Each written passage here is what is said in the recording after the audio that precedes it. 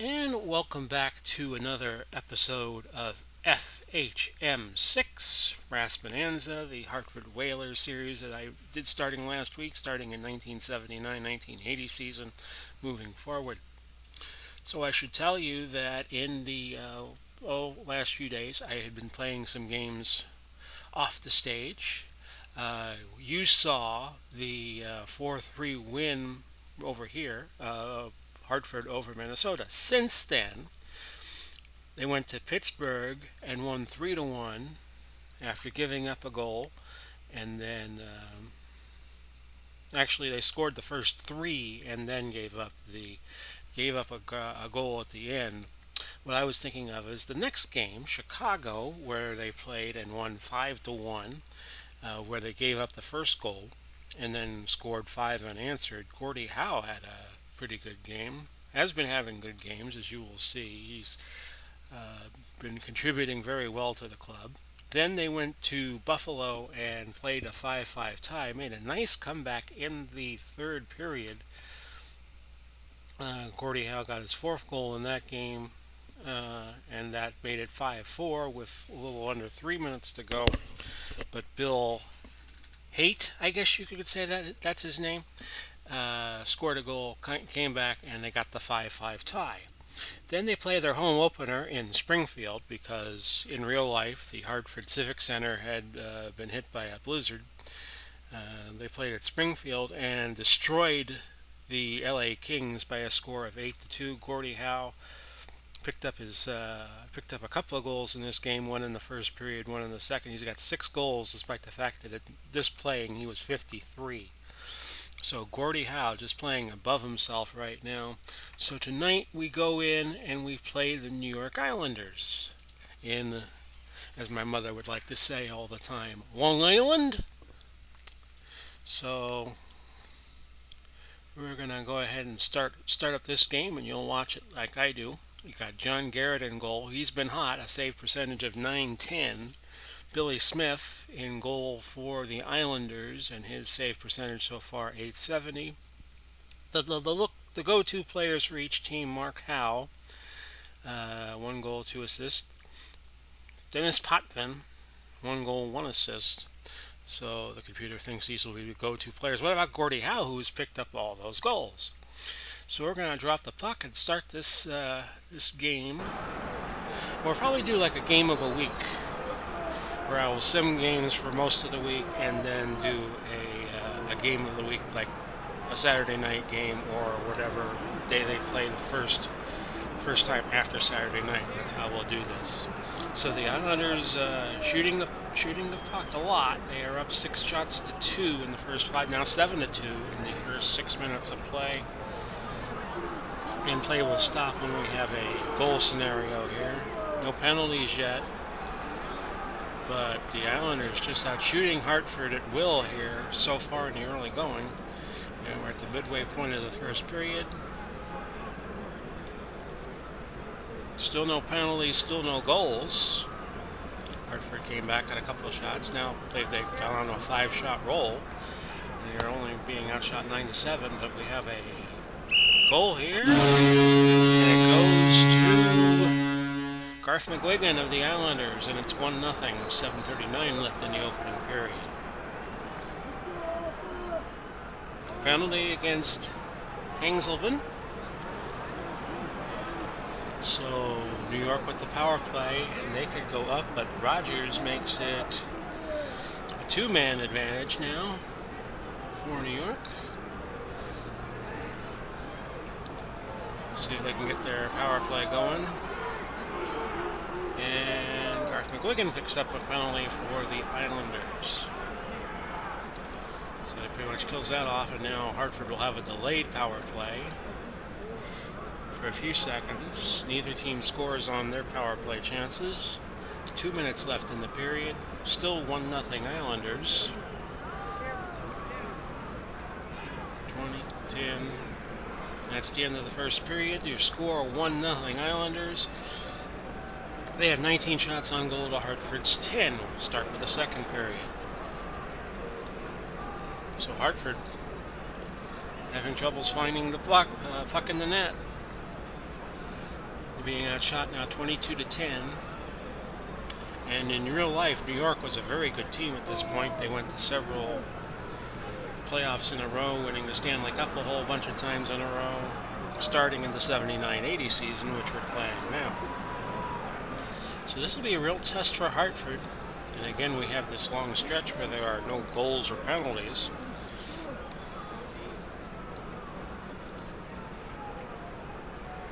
And Brian Trottier suffers an injury and third-degree MCL sprain.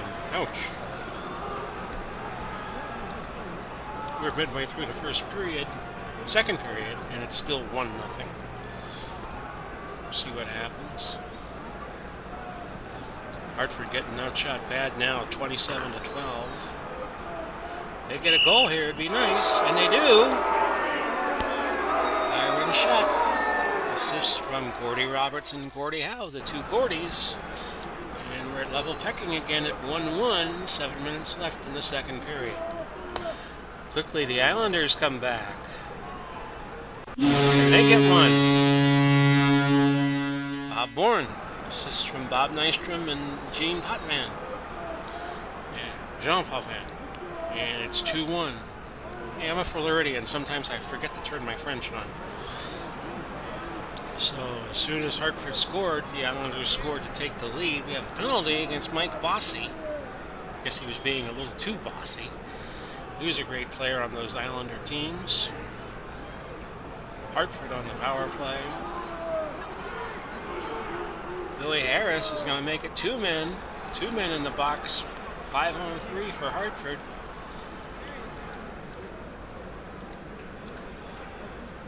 One man gone. And Keller gets called for roughing. So it's back to a 5-on-3 for 14 seconds.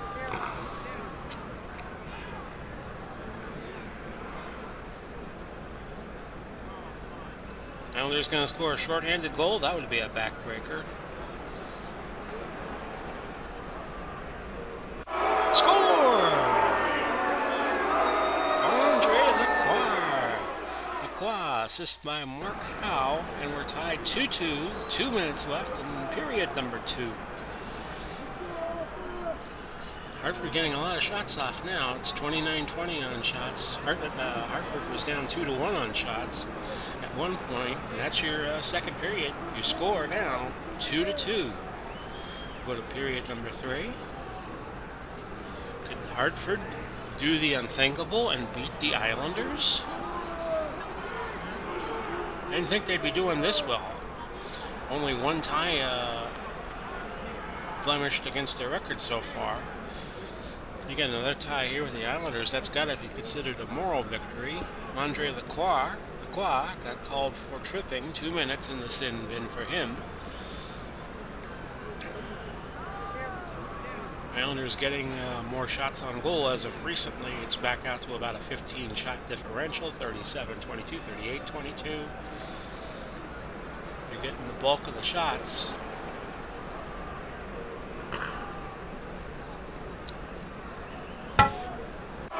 That don't mean anything when you're not getting the goals. Blaine Stoughton.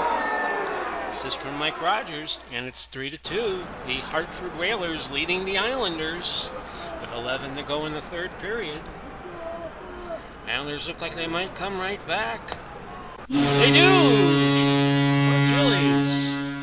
Or Gillies. Assists by Dennis Potvin and Mike Bossy. And we're tied 3-3.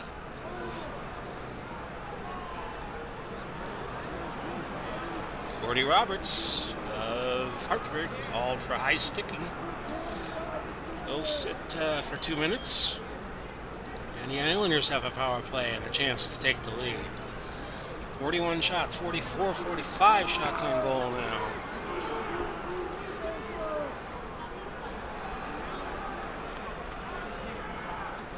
And the Islanders get another goal to take the lead.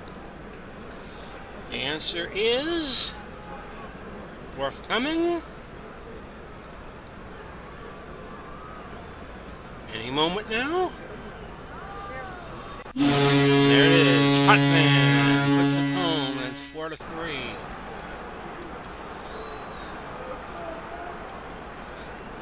So the Whalers need a goal to equalize. 5 minutes to go. Bunch of shots by the Islanders tonight. 47. They could get to 50 before the game was over with. 2 minutes to go. Time to pull the goalie. I would think. And there was no further scores. And that's your game. Islanders 4, Whalers 3. Garth McGuigan, Mike Rogers, and Jean Potvin were the... it wasn't Dennis Potvin who scored the winning goal, it was Jean Potvin. Nobody had a bad game on either side. Al Smith wasn't used at all by Hartford, and that was all she wrote on that one. So your score, Islanders 4, Hartford 3. And let's see where that puts the standings. He says, looking in the wrong column. Here we go.